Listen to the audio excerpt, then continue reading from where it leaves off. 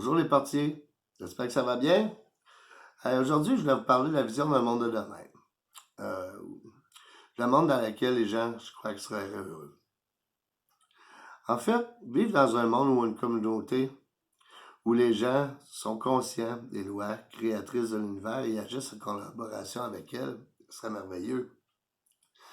Où si les habitats seraient abordables, respectueux de l'environnement, où l'agriculture serait saine et de proximité, une gestion naturelle des eaux, et de la terre, une énergie libre et autonome, disponible pour tous, des outils de communication, apprendre à communiquer aux enfants de la petite enfance, nous apprendre les lois de la pensée créatrice, un espace évolutif pour les enfants, une réhabilitation active des aînés, un système d'économie circulaire, un système de gouvernance actif, inclusif, un nouveau média pour le peuple, par le peuple. En fait, il y a déjà quelqu'un qui a déjà pensé à ça. Guillaume Durand, d'Habitat Évolutif. Moi, je vous invite à aller voir ce site. Premièrement, c'est un nouveau projet social de communauté de proximité qui est génial, qu'on pourrait implanter un peu partout au Québec. En fait, dans la vie, en fait, les hasards n'existent pas. J'ai tendance à dire que si on se dirige vers les choses se dirigent vers nous. Évidemment,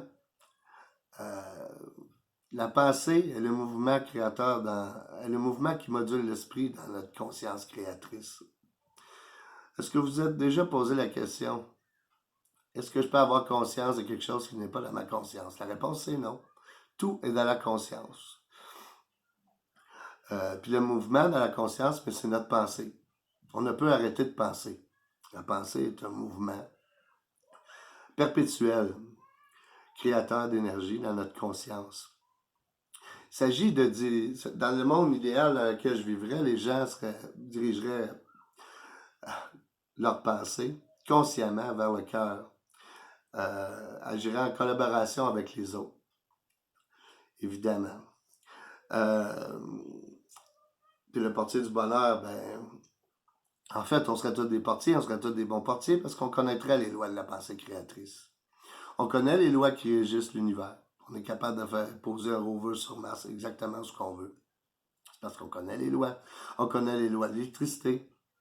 C'est parce qu'on les maîtrise.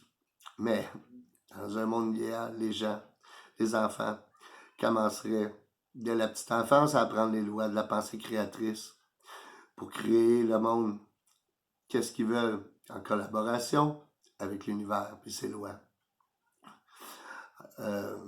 En fait, Habitat Évolutif, le nouveau projet social que je veux vous parler aujourd'hui, c'est un projet emballant. C'est un projet que je trouve que c'est un bon levier. C'est porteur de succès parce que nous devons être le mouvement du changement. Évidemment, nous ne devons pas lutter contre un mouvement en place. Nous devons plutôt être le mouvement que nous désirons. Lutter contre un mouvement en place, c'est nourrir ce mouvement, c'est donner de l'énergie à ce que l'on ne veut pas. Être le mouvement, c'est choisir consciemment de nourrir d'énergie créatrice la direction voulue. Agir en conséquence. Si vous écoutez cette vidéo, c'est pas un hasard. Le hasard n'existe pas. La cause à effet est présente. Étant donné que les causes, c'est des pensées. Et l'effet, la vie que nous vivons, et l'effet matériel de celle-ci. En tout cas, il y a plein de preuves qui démontrent que le hasard n'existe pas. Je vous invite à écouter Thrive 1 et 2. Ça peut vous aider. Je voulais aussi aujourd'hui vous faire part que Frank Attan des années 80, je pense en 85, démontré avec une théorie unitaire métaphysique que le hasard n'existait pas et bien plus encore. Et Nassim Arameyan, dernièrement, en physique, a réussi à démontrer une théorie unitaire physique. C'est important d'aller vers ces grands scientifiques-là pour comprendre le monde dans lequel on est. Je voudrais dire plutôt dans l'effet matériel dans lequel on est. Mais ce qui est important, c'est d'être le mouvement, être le changement, et non lutter contre un mouvement en place dont lequel on ne veut pas. Donc, si ça vous intéresse d'être le mouvement du changement, Habitat évolutif est un levier qui est très intéressant. Donc, je vous invite à aller voir ça.